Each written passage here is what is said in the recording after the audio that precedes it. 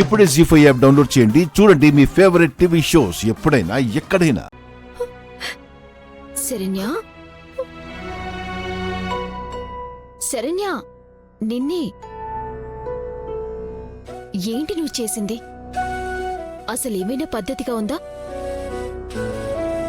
పెళ్ళై 10 రోజులైనా కాకుండానే అత్తారింటిని కాదు అనుకుని వస్తే పుట్టింటికి ఎంత చెడ్డ పేరు చెప్పు.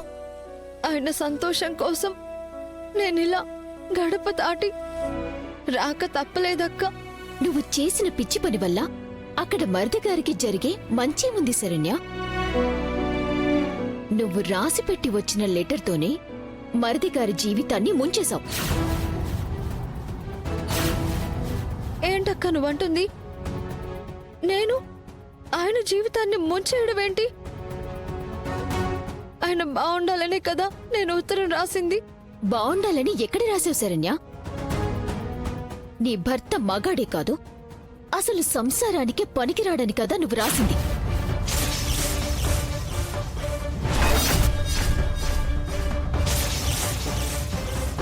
అయ్యో అక్క, నేనెందుకు అలా రాస్తానక్కా? నువ్వే రాశావు. దర్శన్ వల్ల నీ జీవితం నాశనమైపోయిందని, అతనితో కాపురం చేయటానికి ఏమీ లేదని నోటికి ఎంతొస్తే అంత మాట రాశావు. నేను ఆ లెటర్ చదవలేదు అనుకుంటున్నావా? అయ్యో అక్క, దేవుడి మీద ప్రమాణంగా చెప్తున్నాను, నేనెందుకక్క ఆయన గురించి అలా రాస్తాను? నేను ఆయనతో ప్రేమని కోరుకున్నదాన్ని, ఆయనతో బ్రతుకుని పంచుకోవాలని కలలు కన్నదాన్ని, నా భర్తని నేను ప్రాణంగా ఆరాధించానక్క. అలాంటిది ఆయన గురించి అలా తప్పుగా నేనెందుకు రాస్తాను? కరెక్టే శరణ్య. నీ మనసులో బాధ, ఆవేదన ఉన్నా కూడా అది నీలోనే దాచుకుంటావు. కనీసం అమ్మా నాన్నతో కూడా చెప్పుకోవని నాకు తెలుసు. అలాంటి నువ్వు ఇలా ఎందుకు చేస్తావని కూడా నాకనిపించింది. మరి ఆ పని నువ్వు చేయలేదంటే ఇంకెవరు చేస్తారు? ఏమో అక్క, అవేమీ నాకు తెలీదు. ఆయన నన్ను వెళ్ళిపోమ్మని అంటేనే అక్కడ ఉండి భర్తని బాధ పెట్టలేక గడప దాటాల్సి వచ్చింది. అక్కడ నా పరిస్థితి నీకు తప్ప ఎవరికీ తెలియదక్క. అదే కదా నాకు కలిసొచ్చింది. ఆయన నన్ను చూస్తేనే భరించలేకపోతున్నారు. అందులోనూ ఆ నాటు మందు మూలంగా నేనే కావాలని తనని చంపబోయానని నా మీద మరింత ద్వేషాన్ని పెంచుకున్నారక్క. అందుకే అక్క, ఇంకా అక్కడే ఉండి ఆయన గుండెల మీద భారం అవ్వకూడదని ప్రేమతో విడిపోదామని ఉత్తరం రాసి వచ్చాను. అంతేకాని అలాంటి చెడు రాతలు ఏమీ నేను రాయలేదక్క.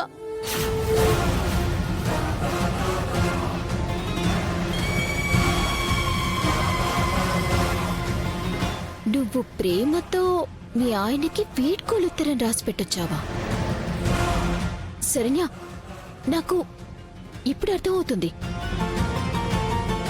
ఆ ఉత్తరం చదివిన తర్వాత మరిది గారికి నీ మీద సాఫ్ట్ కార్నర్ రాకపోగా నీతో పెళ్లి, తాళి అనే కనెక్షన్ని పూర్తిగా కట్ చేసుకోవడానికి ఒక చక్కటి ఐడియా అతనికి దొరికింది. అదే తన గురించి నువ్వే తప్పుగా ఉత్తరం రాసినట్టు బ్లేమ్ చేయటం. లేదక్క, ఆయనది అలాంటి బుద్ధి కాదు. నీలాంటి పద్ధతైన ఒక మంచి అమ్మాయిని తప్పుగా చూస్తున్నాడు శరణ్య. అలాంటప్పుడు ఇలా తప్పుగా ఆలోచించాడు అనటానికేముంది? పరిస్థితులు డిమాండ్ చేస్తే మనం పూజించే పామైనా కాటేదా చెప్పు? నీ భర్త నిన్నిలా కాటేయటానికే ప్లాన్ చేశాడు.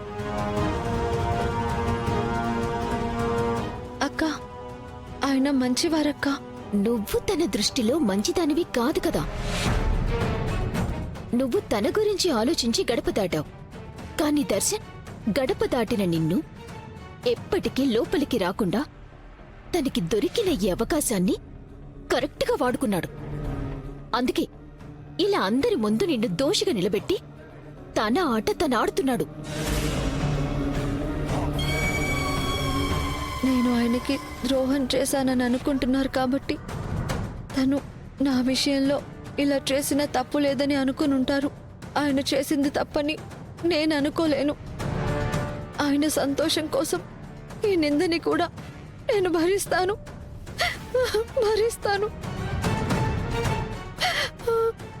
భార్యగా ఆయన నన్ను కాదనుకున్నారేమో కానీ నేను ఆయనని భర్తగా ఆరాధించకుండా ఉండలేను. అక్క, ఆయన ఇలా ఉత్తరం రాశారని ఇంకెవరితో చెప్పద్దక్క. శరణ్య, అంటే నింద నువ్వు మోస్తావా? అవసరమైతే ఆయన కోసం నా ప్రాణాలైనా ఇస్తానక్క. దయచేసి నాకు సహాయం చేయక్క. అమ్మ నాన్నలకు కూడా ఈ విషయం చెప్పొద్దు, వాళ్ళు తట్టుకోలేరక్క. Thank you so much Saranya. నేను నాటిన విషపు విత్తనానికి మంచి బలాన్నిచ్చావు. ఇక మీరు ఎప్పటికీ కలుసుకోరు. సరే శరణ్య, నీ భర్త సంతోషం కోసం నువ్వు చేస్తున్న ఈ త్యాగం చాలా గొప్పది.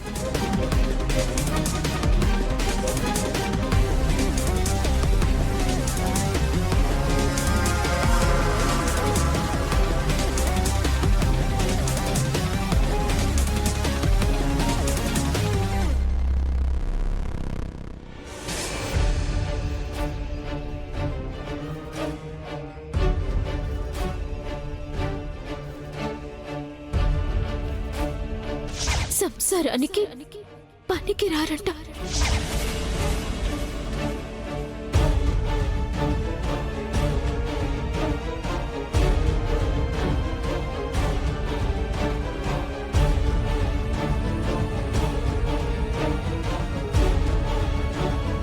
దర్శన్,